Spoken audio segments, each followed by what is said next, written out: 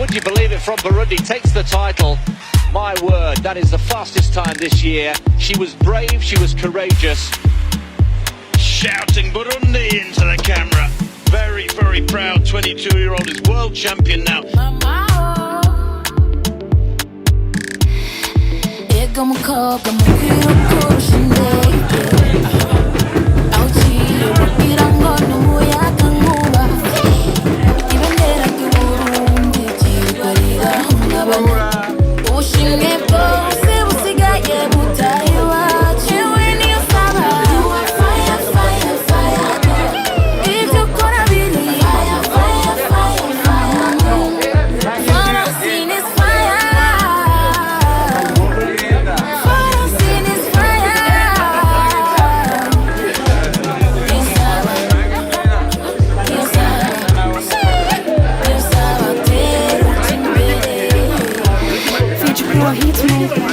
It was a long journey. I was blessed to be in the Olympics. I'm glad I never gave up. I faced with a lot of determination and perseverance.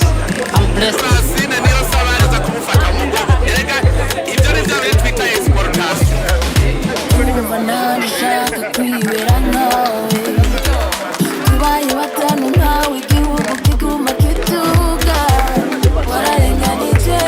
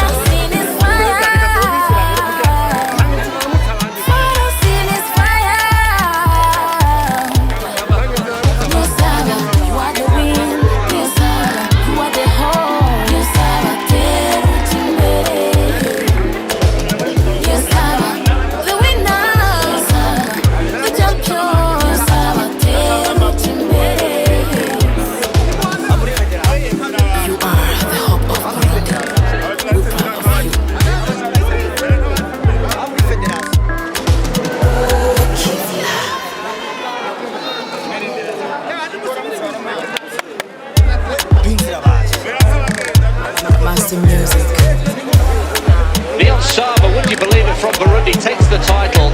My word, that is the fastest time this year. She was brave, she was courageous.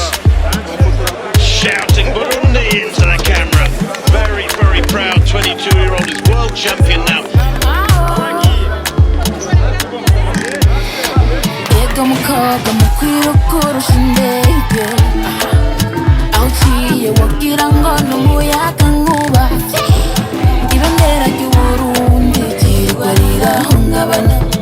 Ushimwe bwose busigaye butaha iwacu. Ewe Niyonsaba, you are fire, fire, fire girl.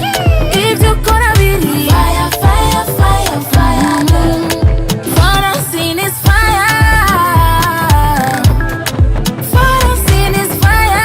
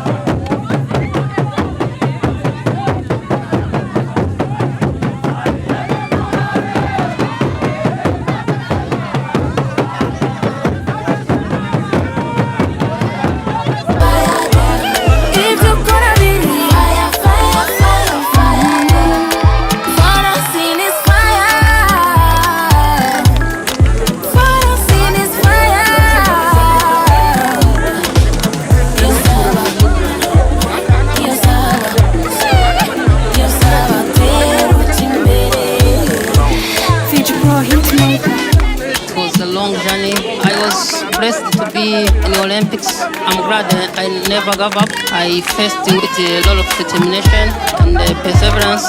I'm blessed. Francine Niyonsaba aza kumufata mu mugongo. Erega ibyo ni bya bintu twita exportation.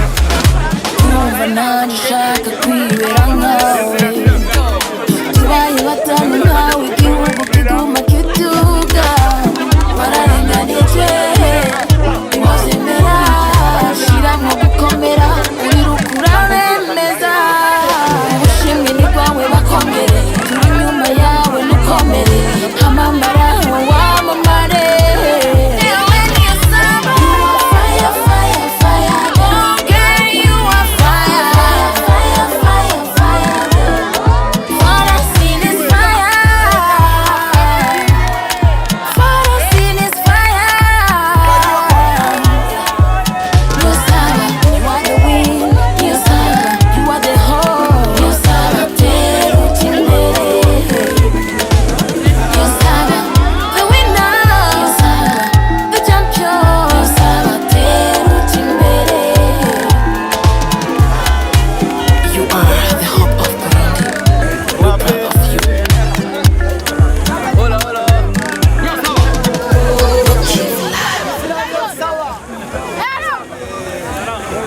Hey!